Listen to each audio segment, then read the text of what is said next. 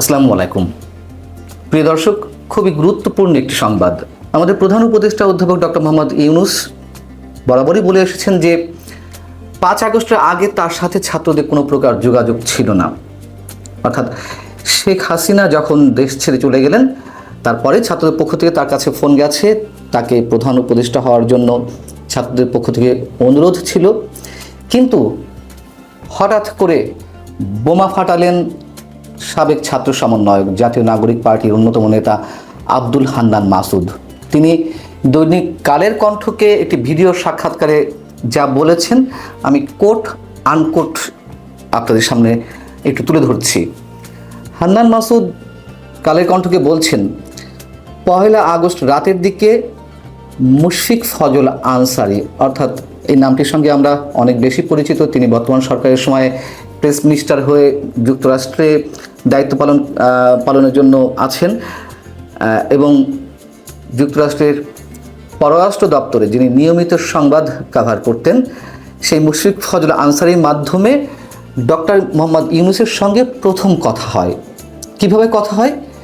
Mushfiq Fazal Ansari Malaysia প্রবাসী একজন বাংলাদেশির নামে একটা সিগন্যাল অ্যাকাউন্ট খুলে দেন ছাত্রদেরকে।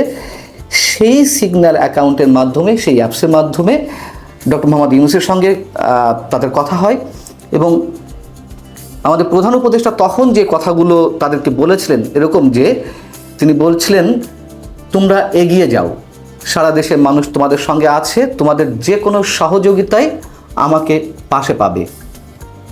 এবং হান্নান মাসুদ আরও বলছেন যে সে সময় তারেক রহমান সাহেব আমাদের সঙ্গে কথা বলতে চেয়েছিলেন, কিন্তু ফোন ট্র্যাক হচ্ছিল, রেকর্ড হচ্ছিল, তাকে আমরা অ্যাভয়েড করি। এছাড়া বিদেশে অবস্থানরত আরও অনেকের সঙ্গে কথাবার্তা হচ্ছিল। অথচ আমাদের প্রধান উপদেষ্টা একাধিকবার বলেছেন যে প্রধান উপদেষ্টা হওয়ার জন্য তার প্রতি অনুরোধ জানিয়ে যে ফোন গিয়েছিল ছাত্রদের পক্ষ থেকে, এর আগে এসব বিষয়ে তাদের সঙ্গে তার কোনো যোগাযোগ ছিল না। এবং তিনি সরাসরি তো তার সাক্ষাৎকারে বলেছেন, বিশ্ব অর্থনৈতিক ফোরামের বার্ষিক সম্মেলনে আরও কয়েক মাস আগে আন্তর্জাতিক গণমাধ্যম ফিনান্সিয়াল টাইমসকে তিনি একটি সাক্ষাৎকার দিয়েছিলেন সুইজারল্যান্ডের দাভোসে বসে। তো ফিনান্সিয়াল টাইমসের পক্ষ থেকে প্রশ্ন ছিল যে কারা আপনার সঙ্গে যোগাযোগ করেছিল। এমন প্রশ্নের জবাবে অধ্যাপক মোহাম্মদ ইউনূস যে কথাগুলো বলেছিলেন সেটিও আমি কোট এবং আনকোট তুলে ধরেছি আপনাদের সামনে। তিনি বলেছিলেন যে প্যারিসের একটি হাসপাতালে তখন আমি চিকিৎসাধীন অবস্থায় যোগাযোগ করেছিল শিক্ষার্থীরা। আমি তাদের কাউকেই চিনতাম না, কখনো তাদের সম্পর্কে শুনিনি। তারা বলল যে আপনাকে সরকার প্রধান হতে হবে। তিনি বলছিলেন যে না, আমি সেই ব্যক্তি নই, আমি এর কিছুই জানি না, আমি এর সঙ্গে যুক্ত হতে চাই না। কাজেই আমি তাদের বিকল্প কাউকে খোঁজার বিষয়ে বোঝানোর চেষ্টা করছিলাম। তাদের বলছিলাম বাংলাদেশে অনেক ভালো নেতা আছেন, তোমরা তাদের খুঁজে নাও। তারা বলছিল না না না, আপনাকেই থাকতে হবে, আমরা কাউকে পাইনি। আমি বলেছিলাম জোরালো চেষ্টা করো। তারা বলল আমাদের হাতে পর্যাপ্ত সময় নেই। তারা নাছোড়বান্দা, কিছুতেই ছাড়তে চাইছিল না। তারা বলছিল যে শেখ হাসিনা চলে গেছেন, এখন সরকার প্রধান হতে হবে, এবং শেষ পর্যন্ত আমি রাজি হলাম। এখন কথা হচ্ছে যে হান্নান মাসুদ 1 তারিখে ফোন দিয়েছিলেন, আগস্টের 1 তারিখে। শেখ হাসিনা দেশ ছাড়লেন 5 তারিখে। আর হান্নান মাসুদের সঙ্গে এটি প্রথম কথা হয়তো, আমরা ধরে নিচ্ছি। কিন্তু হঠাৎ করে তো হান্নান মাসুদ নিজে থেকে একা তার সঙ্গে কথা বলেননি। নিশ্চয়ই এর আগে থেকে আরও অনেকের সঙ্গে যোগাযোগ ছিল। এবং তিনি বলছিলেন যে ডক্টর মোহাম্মদ ইউনূস যে আমি মুঠো ফোনে খোঁজখবর নিতাম দেশে কী হচ্ছে, কিন্তু কারোর সঙ্গে কোনো যোগাযোগ ছিল না। কারোর সঙ্গে যদি কারোর ছাত্রদের যোগাযোগ না থেকেই থাকে, সেই 1 আগস্টেও বা হান্নান মাসুদ কি হঠাৎ করে তাকে ফোন দিয়েছিলেন? এবং সেই আন্দোলন চলাকালীন সময়ে শেখ হাসিনা সরকারের পতনের জন্য যে আন্দোলন, কোটা বিরোধী আন্দোলন থেকে 1 দফা আন্দোলন যেটি এলো, তখন অনেকের সঙ্গে কথা হচ্ছিল। বিদেশে অবস্থানত আরও অনেকের সঙ্গে তাদের কথা হচ্ছিল, দেশে অবস্থানত বিএনপি নেতাদের সঙ্গে কথা হচ্ছিল। তারেক রহমান একটি কথা আমি বরাবরই বলি, বা বিএনপি প্রসঙ্গে, এই আন্দোলনের সময় যদি সরকারে বিএনপি থাকতো, বিরোধী দলে যদি আওয়ামী লীগ থাকতো, তাহলে নিশ্চয়ই আওয়ামী লীগ সেটি ক্যাশ করতো, বিএনপিও সেটিকে ক্যাশ করেছে যদি হয়ে থাকে। এটি রাজনৈতিক হিসাবের কথা। আর এই আন্দোলনের যে একটা ম্যাটিকুলাস ডিজাইন ছিল, সেই কথা তো আমাদের প্রধান উপদেষ্টাই আরও একটি অনুষ্ঠানে, যুক্তরাষ্ট্রে ক্লিন্টন ফাউন্ডেশন একটি অনুষ্ঠানে তিনি নিজেও সেটি বলেছেন যে ছাত্ররা সূক্ষ্ম পরিকল্পনা নিয়ে এগিয়ে যাচ্ছিল।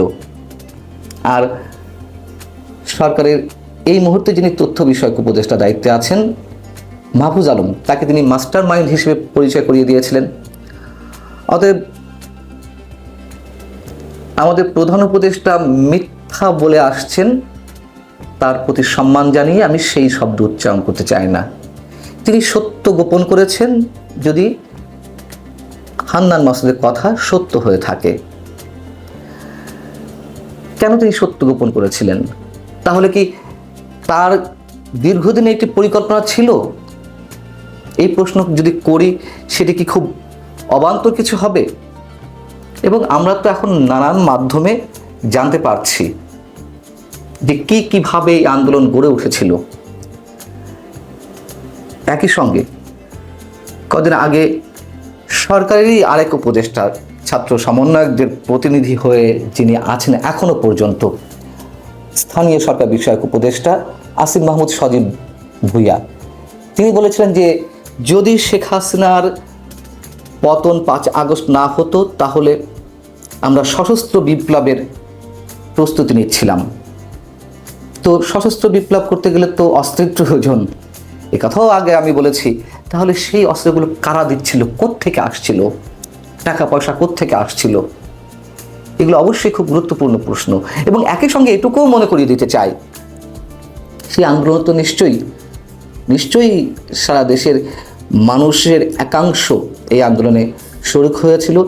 আওয়ামী পরিবারের অনেক সদস্য এই আন্দোলনে ছিল, এটি বাস্তবতা। কিন্তু ভেতরে যে ডিজাইনটি ছিল এটি আর সাধারণ মানুষ জানতেন না। এখন ছাত্ররা কোন পরিকল্পনা নিয়ে গিয়েছিল, কতদিনের পরিকল্পনা ছিল, কি উদ্দেশ্যে ছিল, কোন কোন বিদেশি শক্তি তাদেরকে সহযোগিতা করেছে, এগুলো অনেক বেশি ভ্যালিড কোশ্চেন।